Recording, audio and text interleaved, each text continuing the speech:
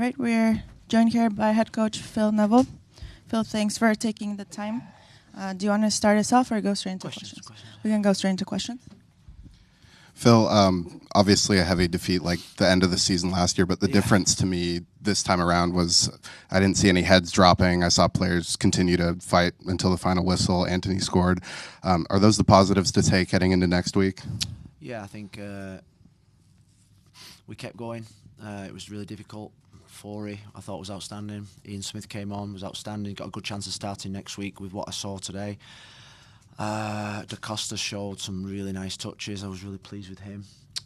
Kelsey showed really courage to keep going right to the very end. I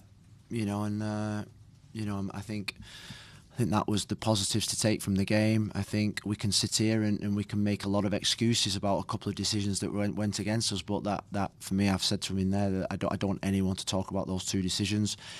I'm more concerned about how a guy, when he's 4 versus 1 at the back, gets through on goal. You know, we can make all the excuses whether we thought it was a red card or a foul or not. For me is that guy should never be in that position anyway. So, and then obviously the third goal, was it handball or not? I think everybody in the stadium saw it. But like I say, it was still 80 yards from goal. You know, it's not as if it was a goal line clearance or it was on our 6-yard box. It was 80 yards from goal, and we got punished. So I think what we saw today, we saw a team that a 16 that probably had 8-9 players under the age of 23 that we now need to start growing up fast against playing in the big boys league. And that's the message I told them in there, that we have to start growing up and growing up fast. I thought they had it too easy in terms of duels. They won a lot of duels and a lot of 1v1s, and we were just all nicey thinking that we're still in Coachella. You mentioned the game last year. Did you see any similarities between this game and how last season's game against Vancouver went? Not really. I mean, the feeling felt the same. That's the only thing that felt the same. The feeling of oh dear. But you know, I think I've got a lot of trust in these players. Got a lot of trust in what we're doing, and I suppose the best thing is it happened on the first day and not the last year like last year. I think that's. We can recover. We have to recover. We have to get our players back fit. And the players that are in that starting 11 today, there's 3 or 4 of them that played nowhere near their level. And I think over the next few weeks, I think the selection will reflect that. Love to hear a little bit about the backline selection for today and how Kamal Miller's unavailability impacts future games. You know, if you can expect anybody coming back from injury, Darius Aparich or Miguel Araujo being available next week, or how's that shapes up for future lineups? No, I mean, Dario Zuparich has got a bad injury. Miguel Araujo's in Peru getting his green card, so that process normally takes 10 days. But we've got every faith in Ian Smith. He's been our best player in pre-season. In hindsight, probably should have started today. So we've got every confidence in the back line. Finn Sermon got 60 minutes today. He's not trained at all. He's only played 30 minutes. He was really sort of like blowing when he came off, but he'll start next week because he's someone that we have a lot of faith and trust in, and we're just going to make sure we're playing against a team that's got good forwards, and we need to be better. And then just a quick follow-up also. David Da Costa made his debut. He kind of elevated the energy, I think, for the first few minutes that he was out there. Just your summation of his minutes on the field in tough situations and what that could mean for him with minutes moving forward. I was really impressed. I was impressed with his work ethic. I was impressed with his attitude. I was impressed with, as soon as he came on the field, everybody else seemed to get confidence from him, taking the ball. That's what the DPs bring you. They bring you that extra bit of quality and confidence and belief. And he will start next week. I think if it would have been a day sooner, he would have started this game. But we'd prepared all week with a certain team, and we didn't expect it to come so quickly. And then on Saturday morning we got it through. So he will start next week. Phil, it was a small sample size the first 10 minutes before the red card of how the team was playing. But what can you tell me about those initial minutes, how the team was playing, and how you want this team to play from now on? Well, I think first 10 minutes are a little bit of a blur at this moment in time compared to the other 80, because we didn't have any time to really settle into any kind of shape or system that we've been practicing in for 2 or 3 weeks. So I think it's unfair to judge that the first 10 minutes, because it was frantic, it was hectic. I thought we started bright. The first goal, even down to 10 men, was a really poor mistake.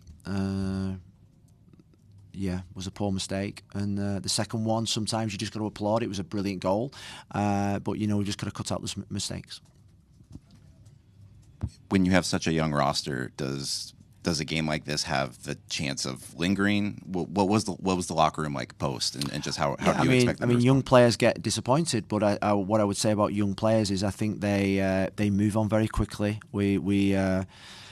They've got the energy, they've got all the confidence of their manager and the team, and we've got to move on very quickly because it's a shorter week this week.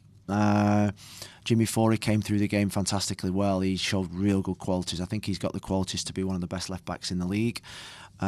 He kept going, he kept driving forward. There's so much growth there in him as a player.